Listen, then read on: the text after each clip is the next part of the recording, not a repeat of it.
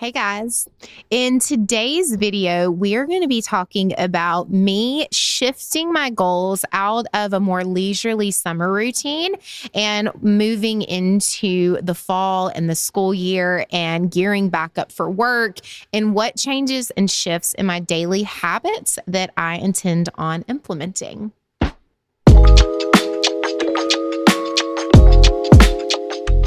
Welcome back to the Arden Yoga and Wellness Podcast. I'm your host, Kira Whitaker. So at this point, when this episode goes out, I think school will be back, and at least my kids will, I think, be back in school. But I wanted to talk today a little bit about some of my goals for shifting my daily rhythm and balance coming out of summer break. I am a huge advocate of being really fluid when it comes to seasons and what your schedule allows, what works in one season in comparison to what works in another season. I think if you try to force something into one season that maybe worked in a different one, you can flirt on a really fine line of self-sabotage, which is not helpful and we want to avoid. But for me, because I have had a really drastic shift in my schedule this past summer, I am thinking a lot right now about what fall, I'm going to say air quotes fall, meaning back to school with the kids, and that schedule is going to look like. I'm not kidding. I love my kids. I am so ready for them to go back to school.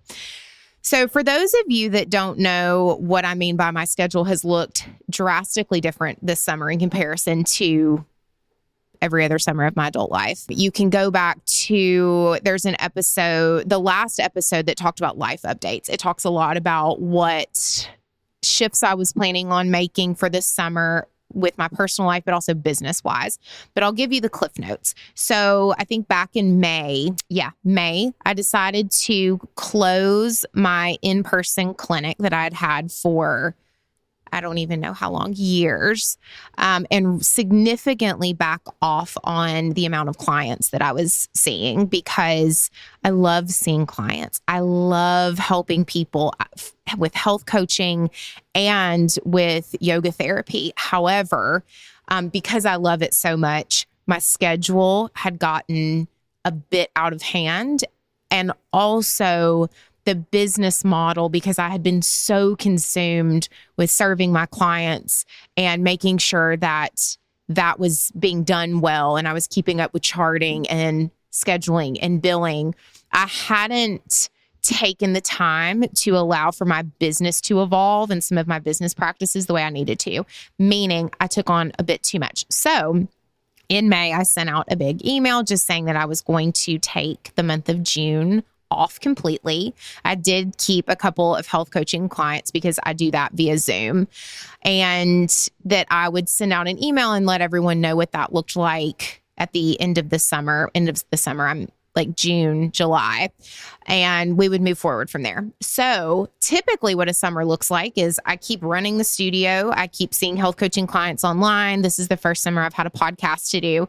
And then I have a babysitter that helps with the kids, and my work schedule really doesn't look any different than the school year. This summer, I have been a working mom staying home with my children, and that's been a really big shift for me. It's been so sweet. It's been beautiful. I'm so grateful for the time that I've gotten with them, especially because our son is going to be a teenager next month, and I know that I don't have that many more summers where he's going to want to, get in the pool with me and watch movies at night and all the things. However, because my schedule has looked so different, a lot of my health and wellness practices that I use and I thrive upon have looked different or completely gone to the wayside this summer.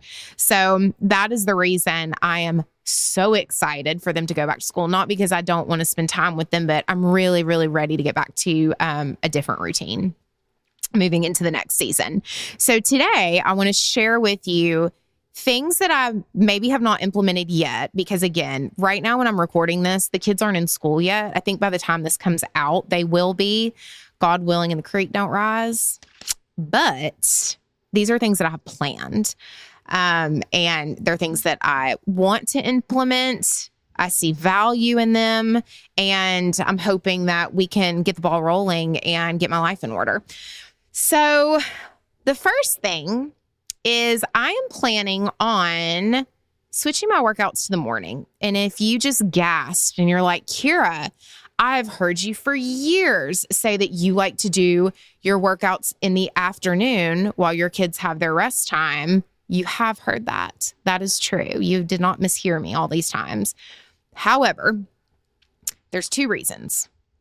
Our afternoons during the school year, because of my children's sports practices, has changed a lot. And I noticed this last spring towards the end of the school year. Another thing that made it really, really hard to be consistent. I did it, but it was a struggle. There were afternoons where I was really coming in hot when it was time to end my work day and then work out and then get the kids in the car to take them to the soccer field. It was just a lot. And I didn't like that. I didn't like that if one thing went wrong or if one thing was missing in the house and we couldn't find a water bottle, that my workout couldn't happen. And so this school year, I plan on doing my workouts in the morning. Does that mean that I plan on getting up at 5:30 in the morning or 5 a.m. and doing my workouts? It does not. I think what my hope is that a few mornings a week, I don't know, it depends on my client schedule, because I will be seeing clients starting at like 8 a.m., which means I'll have to be in studio like on my days where I'm in clinic no later than 7:45. But I'm hoping that I can do a quick workout in the mornings and then go about my day. And then that way the afternoons is really just me parenting. And then if I need to see a client on Zoom for health coaching, I can also use a couple of those little pockets to see clients as well. So I think I'm going to switch my workouts to the AM instead of the afternoons. Now, that is my personal reason. My professional reason for this is because I'm 36 years old and my hormones and my cortisol levels, I think, will do better. Again, this is going to be an experiment and I will definitely keep everyone posted. But there's some research that says that the best time to burn and offload some of your cortisol levels from the night before and while you're sleeping is the first 2 hours. I think the first 2 hours, it might be 3, the first few hours in the morning. So from a metabolic standpoint, I'm going to try that out and just see if that time slot benefits my body and my hormones and my age a bit more. And I think it's going to complement my family schedule in the afternoons a little bit better. So working out in the AM, that's going to be a shift in my daily rhythm and balance that I'm going to give a go starting the second week of August. The next thing is I'm going to get really intentional about regulating my sleep. Now, I have not been missing sleep. I am one of those people that I need a lot of sleep. It's who I am. I love it. I'm a passionate sleeper. You can ask my husband. But this summer, because I've had all of this tender, sweet time with my children, bedtimes and wake up times have been a bit of the Wild West. So there have been weeks where the kids have had a camp, or I have had an early session in the mornings with clients where I've been on kind of a normal work schedule. There have also been days where we don't have anything to do and I'm getting out of bed at like 8, which is 2 hours later than the school year. We have to be up at a certain time because all of our farm animals will start banging up against gates and mooing and neighing and going nuts. And so nobody is sleeping in that late at our house. However, I have not been going to bed at 10 p.m. on the dot and then waking up at 6 a.m. Like I typically do. And so I want to get really intentional about my sleep schedule.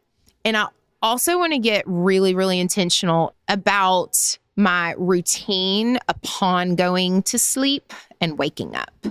because that is also something that we're here for. It's been summer. It's been awesome, but it has been all over the place. I might have fallen asleep on the couch with a book. I might be watching a movie until 11 o'clock at night with my husband. I might not even be coming home from a cookout until 10:30 at night with the kids because we were at somebody's house. So just all over the place. So a couple of things that I'm going to implement to help me with my evening routine and going to bed are, I'm going to get really, really serious about the charging dock in our bedroom.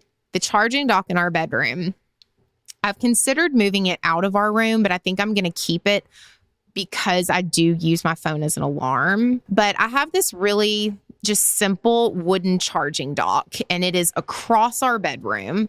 And on the charging dock, there's wires that come out of it for every single device. So I usually put my Kindle on there, and then phone, and then AirPods, and then what else? Apple Watch. I never wear an Apple Watch, but it sits there all the time and just charges. And so that is something that during the school year, I am so diligent about, is putting our phones to bed, putting our devices up. So I want to start doing that, but I want to start doing that at least no less than an hour before bedtime to minimize some of the blue light and really get my nervous system ready to wind down. We have great light, natural lighting in our room and sheer curtains. So when the sun comes up in the morning, it shines right in our room. I don't do blackout curtains in our room. I also don't have traditional lamps. I have salt lamps that put out an orange light instead of a blue light. So I have some things that we can add in, but again, we went rogue this summer. So being really intentional about that, putting the kids to bed, washing my face, taking my supplements, just being really, really mapped out about what that looks like and making sure that I am in bed and asleep. Hopefully, I think 10:30 is going to be the goal. And then waking up. So waking up this summer has been so luxurious and leisurely. However, my caffeine has gone on a little bit longer than it typically would. So I might be drinking coffee some mornings till 10 o'clock. Why not? I'm at home. So that is something that I want to regulate, is cleaning up my morning.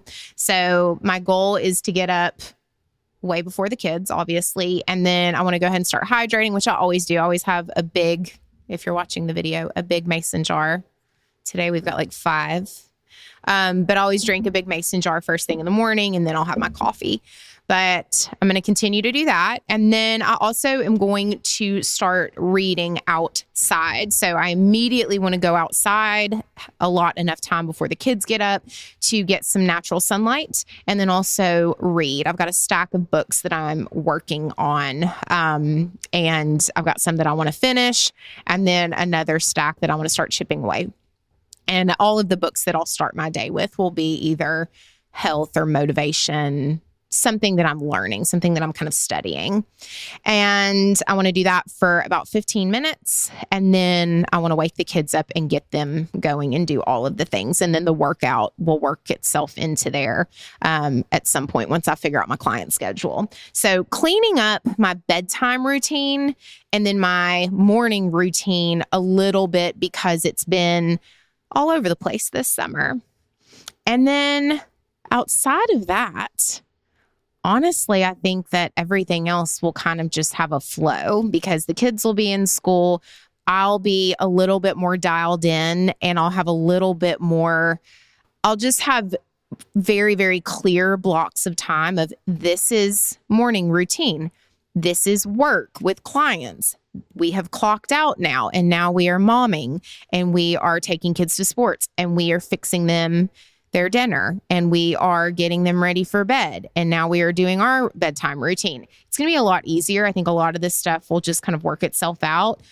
But from a behavioral standpoint, I needed to map it out so that it's really specific, it's measurable, it's timely, and it's realistic. Because if I just loosely said, I'm going to be better and I'm going to do a few things to get my life together, it would never happen. We got to have some sort of parameter that makes it specific, makes it doable. And also it needs to align with our goals, and we can utilize our strengths to get us there. So that's what I'm going to do. I'm going to practice what I preach. I'm doing it.